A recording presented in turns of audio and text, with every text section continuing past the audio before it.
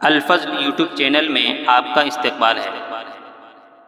اس channel پر روزانہ قرآن پاک کی ایک آیت تلاوت مع ترجمہ اور مختصر تشریح پیش کی جا رہی ہے۔ ویڈیو اپلوڈ ہونے پر نوٹیفیکیشن پانے کے لیے اس چینل کو سبسکرائب کریں اور بیل آئیکن ضرور دبائیں۔ السلام علیکم ورحمۃ اللہ وبرکاتہ۔ میرے دینی و ایمانی بھائیوں اور بہنوں، سورہ نساء آیت نمبر 129 پیش خدمت ہے۔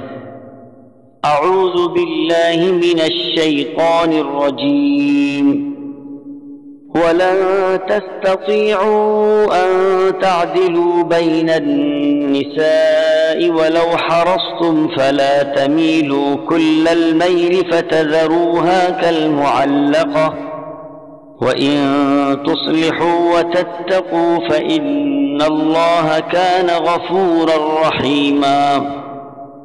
تم سے یہ تو کبھی نہ ہو سکے گا کہ اپنی تمام بیویوں میں ہر طرح عدل کرو، گو تم اس کی کتنی ہی خواہش و کوشش کر لو، اس لیے بالکل ہی ایک کی طرف مائل ہو کر دوسری کو ادھر لٹکتی ہوئی نہ چھوڑو، اور اگر تم اصلاح کرو اور تقوی اختیار کرو تو بے شک اللہ تعالیٰ بڑی مغفرت اور رحمت والا ہے۔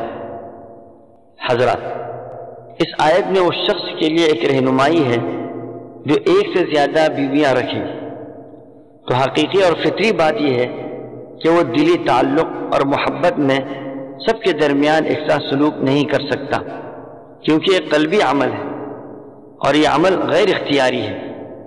خود نبی کریم صلی اللہ تعالی علیہ وسلم کو بھی اپنی بیویوں میں سب سے زیادہ محبت حضرت عائشہ رضی اللہ تعالی عنہا سے تھی۔ اس آیت میں جو فرمایا گیا کہ خواہش کے باوجود تم انصاف کرنے کی طاقت نہیں رکھ سکتے، اس کا مطلب ہی یہی ہے کہ آپ قلبی میلان کے اعتبار سے محبت میں مساوات نہیں کر سکتے۔ اگر یہ قلبی محبت اور میلان ظاہری عدل و مساوات میں خلل نہ پڑ رہا ہو تو اللہ کے یہاں کوئی مواخذہ اور گرفت نہ ہوگی۔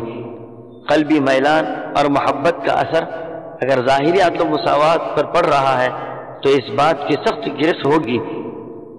اللہ کے نبی صلی اللہ تعالی علیہ وسلم عدل و مساوات کے معاملے میں نہایت عمدہ نمونہ پیش فرمایا، لیکن اکثر لوگ اس قلبی محبت کی وجہ سے دوسری بیویوں کی حقوق کی ادائیگی کے معاملے میں کوتاہی کرتے ہیں اور ظلم کرتے ہیں۔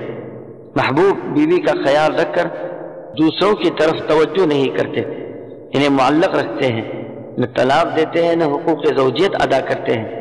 یہ انتہائی ظلم ہے، اس سے روکا گیا، اور نبی کریم صلی اللہ تعالی علیہ وسلم نے بڑی سخت وعید بھی ارشاد فرمائی کہ جس شخص کی دو بیویاں ہوں اور وہ ایک کی طرف ہی مائل ہو، یعنی دوسری کو نظر انداز کرے، تو قیامت کے دن وہ اس طرح آئے گا کہ اس کے جسم کا ایک حصہ ساقط ہوگا۔